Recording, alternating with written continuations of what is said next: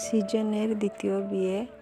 আমরা একদম রেডি হয়ে গুটি গুটি পায়ে চলে এসেছি অনুষ্ঠান বাড়িতে। দেখো বাইরেটা কত সুন্দর লাইটিং আর কত সুন্দর সাজানো গোছানো। তো চলো আজকের বিয়েটা উপভোগ করি আমরা। প্রচুর লোকের সমাগম আর প্রচুর ভিড়। আমরা গুটি গুটি পায়ে প্রথমে চলে এলাম বর বউ দেখতে, আর তারপর চলে এলাম আমরা কিছু জলখাবার খাওয়ার উদ্দেশ্যে।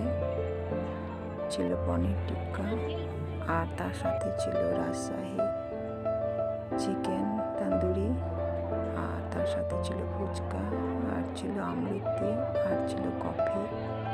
তো সমস্ত কিছু একটু একটু করে আমরা খাওয়ার পর একটু এদিক ওদিক। আর এখানে এই যে একটা বাজনার আয়োজন করা হয়েছিল।